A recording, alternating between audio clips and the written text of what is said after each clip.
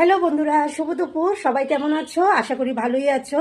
কালকে পৌষ সংক্রান্তি, মানে বাঙালির পৌষ পার্বণ বলে একটা অনুষ্ঠান হয়, সেই মকর সংক্রান্তি যেটা কালকে।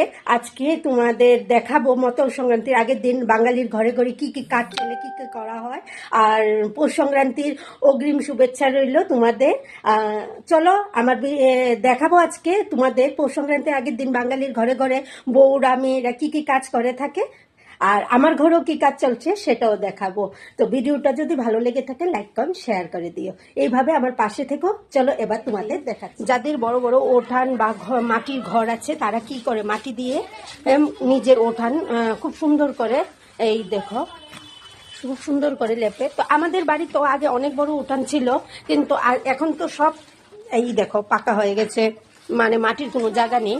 তো এইটুকু জায়গা আছে যেটা আমরা নিয়ম অনুযায়ী আমরা এটা মাটিতে মানে লেপে, মাটি দিয়ে সাথে গোবর দিয়ে, গোবর আর মাটি একসাথে মিক্সড করে আমরা এইটা করি। তারপর তাতে কি দেব, মানে পরদিন সংক্রান্তির দিন আমরা এখানে আলপনা দেব, আলপনা দিয়ে ঠাকুর সূর্য দেবতাকে পুজো দেব, সেটাও তোমাদের দেখাবো বা তোমরাও জানো।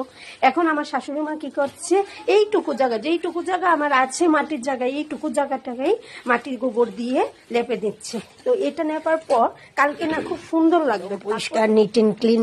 মাটি দিয়ে লেপার পর এইরকমই পরিষ্কার নিট এন্ড ক্লিন লাগে। ওই দিকটাও মা করে ফেলবে, যখন পুরোটা করে ফেলবে তখন আরো সুন্দর লাগবে। কালকে তো যখন শুকিয়ে যাবে আরো সুন্দর লাগবে। আগে কত মা মানে মাটি দিয়ে ঘর লেপতো। আমাদের তো আগে মাটির ঘর ছিল, সেই মাটির ঘরে মা প্রায় সময় সপ্তাহে তো 2বার মা ঘর লেপতো, ঘর লেপে চিকচিক করে রাখতো মাটি দিয়ে, গোবর দিয়ে।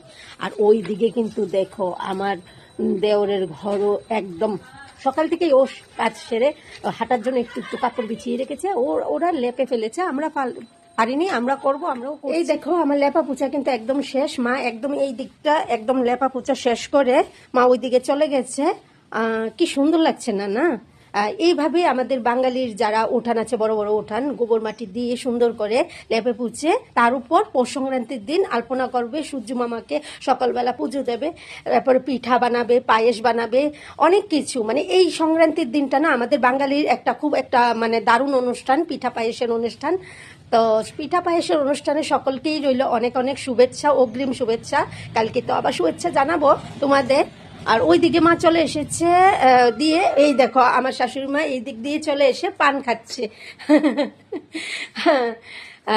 ভীষণ। আজকে রাত্রে আমি কিছু বাজার করব, আর আজকে সবাই কিন্তু পিকনিক খাবে।